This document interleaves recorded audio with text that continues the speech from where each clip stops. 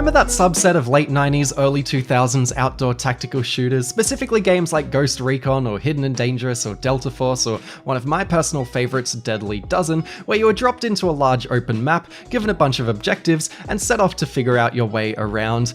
The objectives themselves were often really simple, like just collecting intel or taking someone out, so the real enjoyment of these games was in traversing these open levels. They'd be sprinkled with outposts and snipers and infantrymen and helicopters and tanks and all sorts of different enemies, and though they were often very slow-paced games, there was this unique thrill and intensity to carefully learning how to survive through constantly scanning your environment for enemies and managing your health and inventory. There was this brilliant you against the world sense to these games, and a certain scary excitement to knowing that if you slip up, you are dead. Now replace those maps with fittingly depressing renditions of Terminator 2's Future War, and replace those snipers, infantrymen, helicopters, and tanks with Terminator's drones and giant mechs, and you begin to have a picture of why last year's Terminator game, Terminator Resistance, is so fascinating. Surprisingly so, in fact, since this game flew under my radar, and I cover games like this. I could talk about old tactical shooters for hours, and I feel like sometime soon I probably should, but if you put those aside and look at this game on a surface level, it obviously draws from so many other more contemporary games. The gunplay is from every modern FPS, the looting is very Far Cry, the skill tree and skill point system is also very Far Cry as well as every other Ubisoft game, and the home base style storytelling is very Mass Effect or modern Wolfenstein, and the lockpicking minigame is very every game ever made. Oh, and the hacking minigame is just Frogger just to throw a wildcard in the mix. Point is, superficially, you've seen this all before a dozen times over. Which is all the more reason why the sneaky, massive, objective-based open levels are so uncharacteristic. This could have comfortably been a corridor shooter, even a good one, but it aims quite a bit higher, which is even more surprising considering the developer Teon's last game kept it about as simple as it could with a Rambo-themed light gun shooter that nobody liked. What the hell do you think you're doing? Teon seemed to have an acute understanding of what gameplay style would suit the Terminator Future War, as that you against the world feeling is only amplified by it being basically you against the world with the Resistance vs Skynet. The levels cleverly force you to get close to enemies with some subtle funneling and intentionally cramped design, and they're densely packed with both geometry to hide behind and imposing Skynet enemies everywhere. This frankly claustrophobic design, coupled with the simple line-of-sight stealth aided by a see-through walls night vision toggle, is arranged in such a way that you're always worried you're going to run headfirst into a group of Terminators around every corner, and the effect of this is such an appropriate and constant feeling of paranoia as you repeatedly scan for enemies, which is exactly what being in this world would feel like. Now, while this doesn't have the realism or the squad mechanics or the loadouts of your Hidden and Dangerouses of the world, in place of that, the more modern crafting and progression systems are both a bit too simple and underbaked. Scraps and materials are often hidden in abandoned and decrepit buildings where you need to look on and under and in shelves and drawers and that sort of thing, which does add to a certain scavenger feeling, which is great, but I didn't actually care for crafting beyond making health packs. That's right, this game doesn't have regenerating health, which also works in its favor for that survivalist vibe. As for the skill tree, I'd describe it as functional, but kind of boring. You do get more capable as you go along, which is fine, but there's no real decision making or sacrifice to it. Obviously, a lot of depth has been stripped away from those old tactical shooters here. I say that as if those shooters were like a starting point for this, but I don't really know if they were. But anyway, there's no doubt that this is a mechanically simpler game. Like, there's just less to think about in the moment to moment. The inventory is usually big enough that you never need to worry, especially because items stack, and it throws way too many health packs and materials at you, so that's not a worry either, which sucks. And after you've leveled up for a bit, or if you don't play on a harder difficulty, then the sneaking itself doesn't matter because you can just effortlessly run in guns blazing. So if you do play this, play it on the hardest difficulty, which will also help mitigate the problems that come from the predictable AI. The game is just awful on easy, and even on hard, it's just way too easy. This is by far my biggest problem with the game. Like, once you unlock plasma weapons, which isn't too far in, you can just start mowing down T-800s, which isn't right, and is something that you'll need to accept. They didn't go full alien isolation with these Terminators when they probably should have, but their introduction a couple of hours into the game is at least its finest moment. Before you unlock plasma weapons, you can't damage T-800s at all, so you must sneak past them in this hospital, and it is really intense and surprisingly well done. The game is almost worth playing for this scene alone. Otherwise, because it's all so easy, the enemies just aren't scary, which is a huge problem. Like, it's still balanced in a way that stealth is preferable to guns blazing, but when you do get caught, you are likely going to win the battle. You're avoiding enemies here because they're a hindrance rather than them being terrifying, so the effect is muted. Thankfully though, the great work Teyon have done audio-visually makes up for a lot of that. There's a really effective and dramatic use of Unreal 4's lighting capabilities here, and the way the T-800s and enemies look and animate is just wonderful. You get the sense that the developers were genuinely massive Terminator fans, and they poured a lot of love into this. I'd say that personally, I only really enjoy the Terminator films in passing, but there's such a radiant charisma to this game that makes me want to go back and rewatch them, though I'm not going to touch anything past Terminator 2.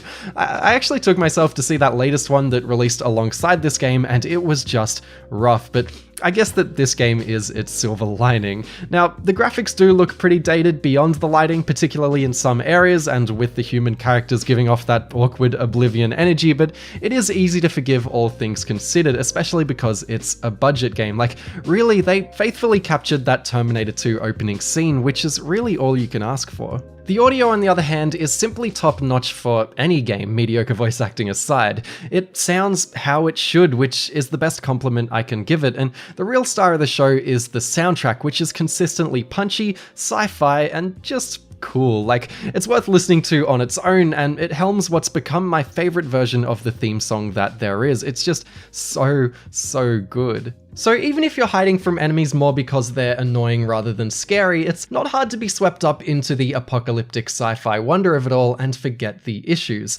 This aesthetic and care elevates the otherwise standard underground resistance story too, which is better than it should be, but far from great. Like the game as a whole, it aims pretty high with some decision making through both dialogue options and whether or not you do side quests, which are smartly side objectives rather than entire side missions, so you don't have to go too out of your way for them. I happily did a lot of the side quests, and I'm not really a side quest kind of guy. And the decisions you make affect the outcome of the game in a very real way. They won't majorly impact the game as a whole, like the branching paths won't change any of the missions you play or anything, but they will effectively impact your relationships and where the story ends up. And I gotta say, it's just nice to not play a Terminator story that's some mix of Sarah, John, Arnie, or Kyle Reese. Like, the movies always fall into this weird state of needing to shoehorn in a combination of those characters every time, as if they're the most well-written characters in cinema history, and it's gotten so bad that it's actually really refreshing when they're basically not in it. I know this is more of a knock on the films rather than a praise for this game, but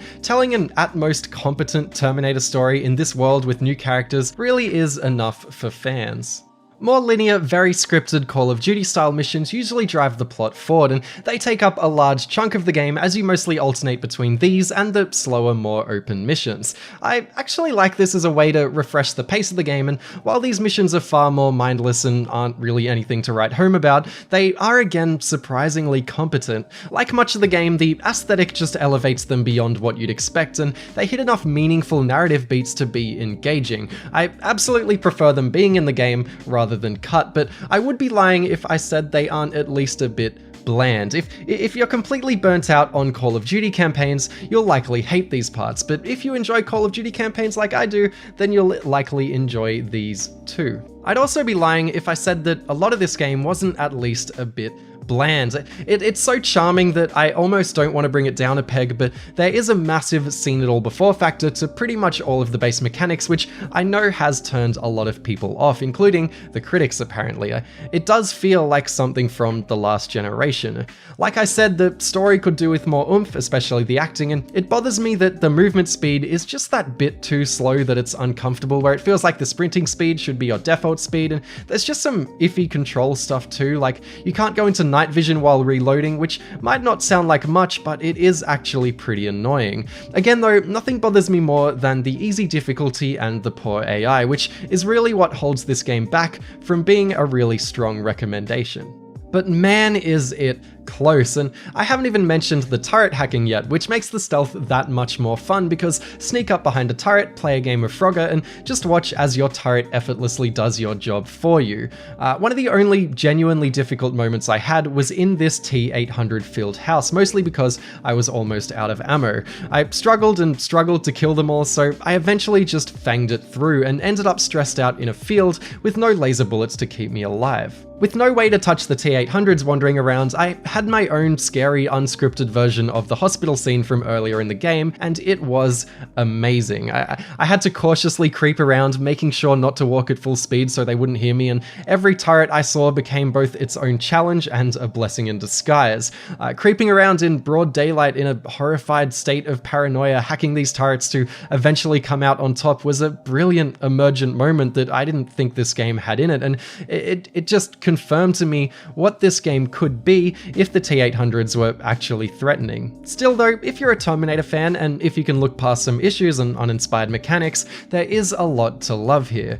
Even if you're like me and you only sort of like Terminator, this is the coolest rendition of its universe that we've seen in years, and it's far more impressive than I ever expected. There are problems beyond its charm, but that very charm has really won me over. And hey, there might even be a difficulty patch coming which could fix everything, so keep an eye out for that. At the risk of sounding really corny, I just love that Terminator Resistance is a true underdog game. Games like this just make me grin, and they're the reason I do what I do here on YouTube. Maybe I'm overpraising it to an extent because of this, but I just absolutely love these rough around the edges, against all odds sort of games that really make the best of a situation. You have a developer with a poor reputation and a smaller budget making a movie tie-in game for a film with an awful reputation and a franchise which hasn't sparked any life in years, and it comes together to be something this good and this full of heart. It's just beautiful, and though you might not be as delighted by this sort of thing as I am, I implore you to check this one out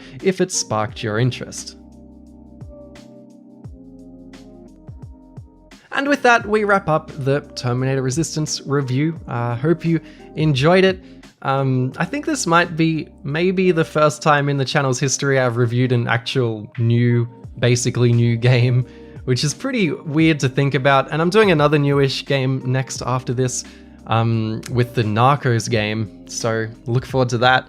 But yeah, hope you enjoyed it. Thanks for watching. I want to thank all of my patrons, including the ones coming up on the screen, and especially including my $5 patrons: Adam Beals, Analog Man, Anthony Heisel, BC's Gaming Shelf, Blake Barnett, Boggy Online, Caden the Dingo, Chef, Chris Bushkus, Devin Grandal, Dominic Chakoki, Evil Chicken, Gary Pay, James Lock the Large, James Lock the Large, James Lock the Large, Labcat, Lucas Ray Sevic, Maximilian Kunzman, May Aris, Mazaki, Melanie G, Mini-Me Once Told Me, The World Is Gonna Roll Me, Mustache Duct Tape, Mrs. Mini-Me, Nathan Archer, Peaceful Kumquat, Plague, Ritalin for Kids, Tia, Test Drive Unlimited 2, The Mighty Mega Link, Thomas Damsgaard, Traplaw Ross, Travis, Trevor Corbin, Trixie Emerson, Under 10 Hours, Who Walks with Fergus, Writing on Games, and Zindictive. Thank you for supporting. Thank you for watching. Hope you all are having a wonderful week or day or whatever it is, and I'll see you all in the next video. Take it easy.